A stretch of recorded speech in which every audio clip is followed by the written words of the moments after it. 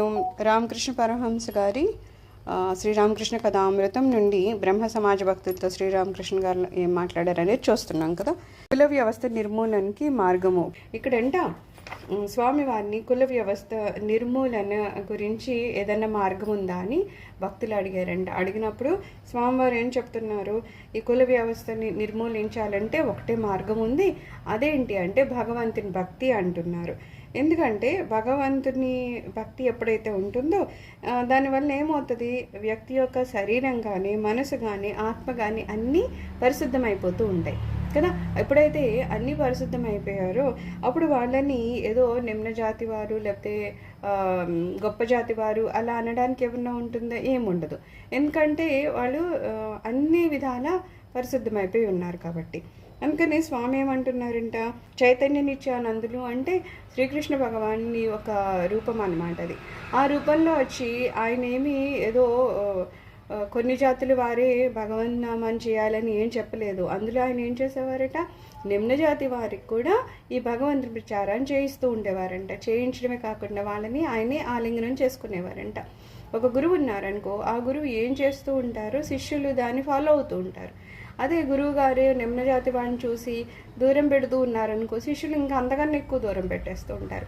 కానీ ఇక్కడ ఏంటి, చైతన్య మహాప్రభు ఏం చేసేవారంట, నిమ్న జాతి వారికి భగవన్నామం చెప్తూనే భజన చేయిస్తూ వాళ్ళని ఆలింగనం కూడా చేసుకుంటూ ఉండేవారంట. అలా చేయడం వల్ల ఏమయ్యేది, వాళ్ళ శిష్యులు కూడా కుల వ్యవస్థకి ఎక్కువ ప్రిఫరెన్స్ ఇవ్వకుండా వాళ్ళు నిమ్న జాతి వాళ్ళని కూడా వాళ్ళలో కలుపుకుంటూ ఉండేవారు అనమాట. భగవద్భక్తి లేని ఒక బ్రాహ్మణుడు ఉన్నాడు అనుకో, వాడు బ్రాహ్మణుడే కాదు అంటున్నారు. ఎందుకంటే పుట్టుకతో ఏదైతే కులం వస్తుందో అదే కులంలో ఉంటామా అంటే అది సరి అయిన పద్ధతి కాదంటారు.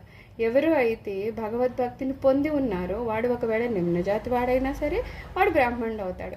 అలాగే బ్రాహ్మణుడిగా పుట్టినా సరే ఒకవేళ భగవద్భక్తి లేదు, అతను చేయాల్సిన ఉపచారాలు ఏం అతను చేయడం లేదు, అలాంటప్పుడు ఏమంటారు, అతను మాట మాత్రానికి ఏమైనా బ్రాహ్మణుడు అవుతాడేమో కానీ నిజానికి అతడు బ్రాహ్మణుడిగా చెప్పబడతాడా అంటే చెప్పబడడు అట. అలాగా ఎప్పుడైతే భగవద్భక్తి అంతటా వ్యాపించి ఉంటుందో అప్పుడు ఈ జాతులు అనేవి కులాలు అనేవి ఉండవన్నమాట. ఆ రకంగా మనం కుల వ్యవస్థని నశింపచేయవచ్చునని స్వామివారు చెప్పారట. మహామాయ వ్యామోహంలో జగమే భ్రమ చెంది. ఇక్కడ ఏం చెప్తున్నారు, మహామాయ వ్యామోహంలో మనము ఏదన్నా భ్రమలోకి వ్యామోహంలోకి ఎందుకు వెళ్తున్నాము, మహామాయ అక్కడ మనల్ని నడిపిస్తూ ఉంటుంది కదా. జగమే భ్రమ చెందే, ఈ జగం ఏదైతే ఉందో అది మనకేమనిపిస్తుంది, నిజంగానే అనిపిస్తుంది. ఎవరైనా జగం మాయ అంటే లేకపోతే జగం మిథ్య అంటే మనం అవును అనగలుగుతున్నామా, అది వినడమే కానీ మనకి అది మిథ్యగా అనిపించట్లేదు. ఎందుకంటే మనం చూస్తున్నాము అందరినీ, ఏదైతే అది మనం ఆస్వాదిస్తున్నాము. అలాంటప్పుడు ఇది మిథ్యని ఎలా నమ్ముతాము, నమ్మలేకపోతున్నాం. ఎందుకు నమ్మలేకపోతున్నాం అంటే మహామాయ యొక్క ప్రభావం మన మీద అంత ఎక్కువ ఉంది. వివేకహీనుడుగా బ్రహ్మగావింపబడ చైతన్యరహితుడై చలగంగ విష్ణువు మరి ఆశ ఏముండు మానవులకింకా. ఇదే ఇలాగా ఈ మాయ అనేది కేవలం మనల్నే మన మీద మాత్రం పనిచేస్తుందంటే ఇక్కడ ఏమంటున్నారు, బ్రహ్మ మాయలో పడతారు అక్కడ కదా మనకి ఒక చోట చూపిస్తారనమాట. బ్రహ్మ ఒక సభలో ఉన్నప్పుడు ఒక ఆమె వస్తారు, వచ్చినప్పుడు ఆయన కొంచెము మనసు చంచలం అవుతూ ఉంటుందన్నమాట. అయినప్పుడు నిజానికి అలాగా ఒక సభలో అలా చంచలం అవడం కూడా సరి అయినది కాదు కాబట్టి ఆయనకి ఒక శాపం కూడా కలుగుతుంది. అలాగా ఎందుకో అంత బ్రహ్మగా అయింది అంటే ఆయన కూడా ఒక కాసింతసేపు విష్ణువు చేత తయారు చేయబడిన మహామాయ ఎవరికైనా లొంగుతారంటే ఎవరికి లొంగుతారు, విష్ణువుకి లొంగుతారు కదా. విష్ణువు నుంచి వచ్చారు కాబట్టి లొంగుతారు. అలాగా విష్ణువు చేత చేయబడిన మహామాయకి బ్రహ్మదేవుడే లొంగిపోతే ఇంకా మానవులకి ఏముంటుందయ్యా ఆశ ఏముండు మానవులకి. ఇంకేదో మనమేదో ఉద్ధరించబడిపోతాం, లేకపోతే మహామాయనేదో మనం దాటేస్తామా అంటే ఎలా దాటగలుగుతాము, బ్రహ్మదేవుడే దాటలేకపోయాడు కదా. అలా ఉంటుందన్నమాట ఈ మహామాయ యొక్క వల మన మీద. తర్వాత ఏమంటున్నారు, ఇరుగ్గా కాలువ ఏర్పరూపబడి ఉండి తీరైన వల ఎచట దిద్దబడి ఉండగా వచ్చుటకు మార్గము వద్దని ఉన్నాము, లోనజొచ్చిన మీరు వెనుదిరిగి మరి రాదు. ఇందాక చెప్పినట్టు వల ఉందనుకో, అక్కడ ఏదో ఒక చిన్న కాలువ ఉంది, అందులోనేమో వల కరెక్ట్గా పెట్టి ఉంచారు. చిన్న కాలువ కాబట్టి ఎక్కువగా తప్పించుకోవడానికి ఏమీ లేదు ఎలాగో. అలా మంచిగా దాని మీద వల వేసి ఉంది.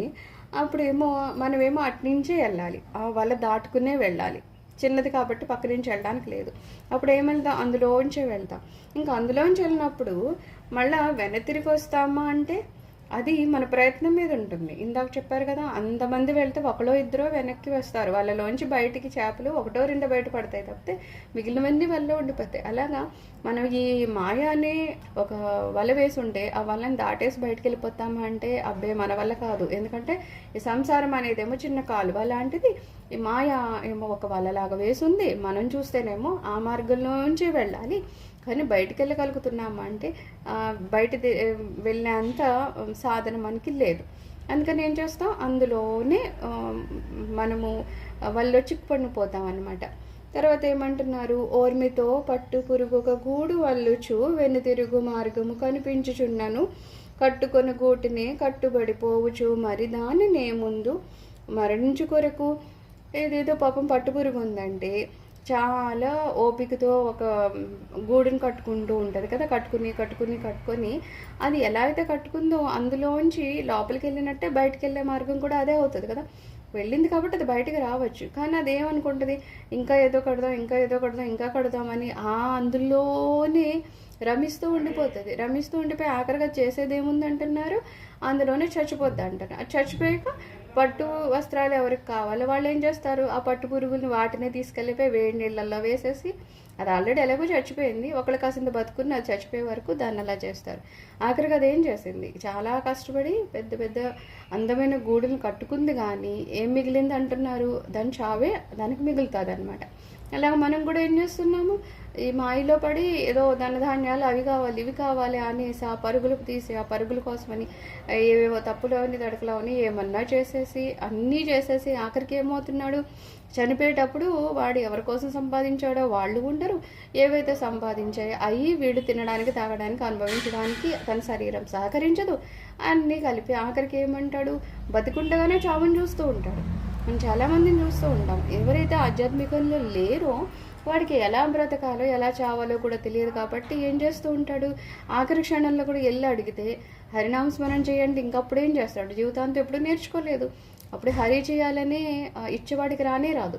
మరి ఏం చేస్తూ ఉంటాడు, అయ్యో మా పిల్లలు చూడలేదు, మా మనవులు చూడలేదు, నా ఆస్తి అక్కడ ఉండిపోయింది, ఇంక ఇవే చెప్పుకుంటూ అంటే బ్రతుకుండగానే చావుని చూస్తూ ఉంటాడు. అలా ఉంటుంది మన సంసారాల పని అన్నమాట.